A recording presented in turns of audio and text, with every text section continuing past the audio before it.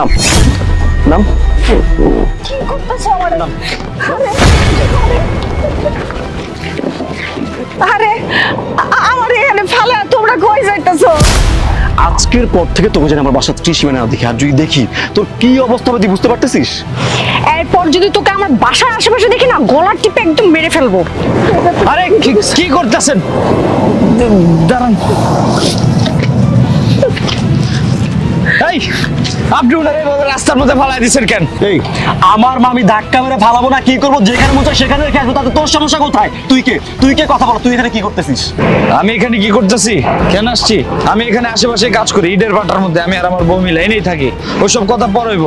আরে আগে আপনি আমার এইটা কোন যে আপনি আপনার নিজের মারে কেন রাস্তার মধ্যে ফালাইছেন, যেই মা নাকি দুই ভাইয়ের সম্পত্তি শুধুমাত্র আপনার কথা চিন্তা করে, আপনার ভালোর কথা চিন্তা করে আপনার নামে লিখা দিছে, সেই মারে আপনি রাস্তায় কেন ফালাইছেন? ঠিক আছে যান।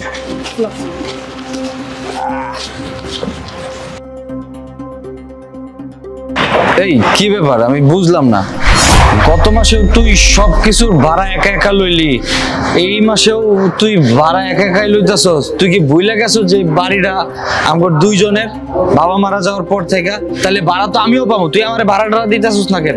এই আমি একা দিব না মানে? আমি তো ভাড়া একাই নিমু, তোরে ভাড়া কি লিয়ে দিমু? শুন, এই বাড়ি যত ভাড়া আছে সব আমি পাবো, একটা তোর 1 টাকাও দিব না আমি। ভাড়া তুই পাবি মানে আমি পাবো না? কারণ কি আমি পাবো না কেন? এই বাড়িটা তোর নাকি? এই বাবা মার কাছে দেখে কি তুই কি মনে করছিস তোর যা ইচ্ছা তুই তাই করবি? বাবার সন্তান তুইও, বাবার সন্তান আমিও। এই বাড়িটা যেহেতু বাবার, তাহলে এই বাবার সম্পত্তিতে দুইজনেরই সমান সমান ভাগ আছে। অর্ধেক ভাড়া তুই নিবি, অর্ধেক ভাড়া আমি নিবো। এই বেটা এই তুই কোন দুনিয়া থাকস রে? এই বাড়িটা আমার নামে, বুঝছস? এই বাড়িটা তোর নামে না, এই বাড়িটা আমার নামে।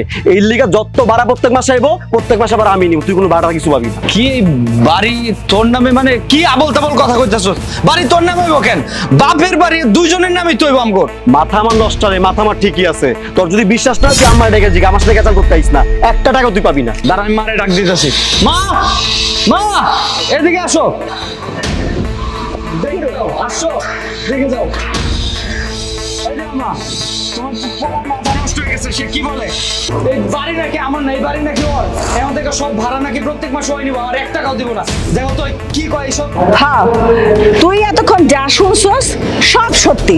এই বাড়ি তো আমার আর মুন্নার নামে। কি সত্যি মানে তুমি কি বলতে চাইতেছো? আমি তো কিছুই বুঝতে পারতেছি না মা।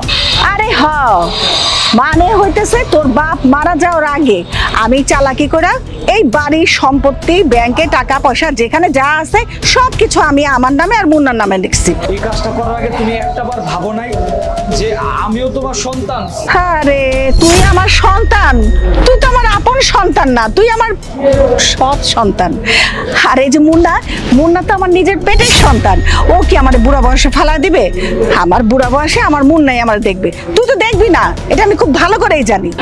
এই শোন, এতক্ষণ অনেক বকবক করছি, এখন আর বকবক করতে পারব না। তুই কালকের মধ্যে তোর বউরে নিয়ে এই বাড়ি ছেড়ে চলে যাবে। এখন তুই আমার সামনে থেকে দূর হ। আইছে সম্পত্তির ভাগ নিব। চলো মা। এই আপনার লাগে, আপনার ভবিষ্যতের কথা চিন্তা কইরা, আপনার সুন্দর সুখের কথা চিন্তা কইরা আমার কথা ভুইলা গেছিল। আমিও যে আমার বাবা সম্পত্তি পাই সেটা ভুইলা গেছিল শুধুমাত্র আপনার লাগা। সব সম্পত্তি আপনারে লেখা দিয়েছিল যাতে আপনি ভালো থাকতে পারেন। যেই মানুষটা আপনার এত ভালোর কথা চিন্তা করলো, আপনি সেই মানুষটার ভালোর কথা চিন্তা করলেন না। আরে আমি নয় আপনার সৎ ভাই ছিলাম, কিন্তু উনি তো আপনার সৎ মা ছিল না, উনি তো আপনার আপন মা ছিল। এই আপন মাও এত তাড়াতাড়ি আপনার কাছে পর হয়ে গেল। আপনার মতো মানুষ আমি জীবনে দেখি নাই। আমার খুব আফসোস হয়েছিল, ভাবছিলাম বাবার সম্পত্তি আমি পাইলাম না, কিন্তু এখন আর আমার আফসোস নাই। কারণ যেই সন্তানের কাছে তার মার, নিজের আপন মার কোনো জায়গা নাই, ওই মানুষটার লগে যদি আমি একই বাসায় থাকতাম তাইলে আমি মনে হয় অভিশপ্ত হয়ে যাইতাম। আল্লাহ যা করে খুব ভালো লেগেই করে। আমি অনেক সুখে আছি, আমার কোনো সমস্যা নাই, কিন্তু কষ্ট এই মানুষটার লেগা যে নাকি আপনার লেগা আমারে ঠকাইছিল একদিন। কেন করছেন এই সব? শোন, আমি বুঝতে পারছি তুই সব কথা ক্লিয়ার করতেছস। তোর বাসা থেকে বাইরে করে দিছে, একটা সম্পত্তি তোর জায়গায়, এই দুঃখে তুই কথা আমার কইতাছস। বুঝছ না? আমি বুঝছি আমার মা আমি জেনে মুচে ফালাই দিব, তোর সমস্যা কোথায়? এই চলো, এখানে এক মুহূর্ত থাকবো না, এখানে চলো। এই চলো তো, তুমি ওদের মতো গরিবদের সাথে কিসের কথা বলতেছো? আসো তো। হ্যাঁ ঠিকই বলেছো।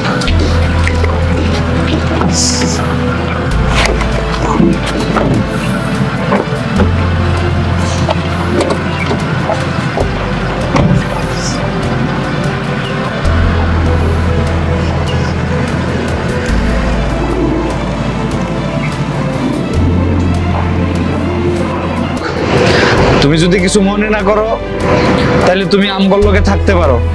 তোমার এই সৎ ছেলে তোমারে কোনোদিন ফালায় দিব না।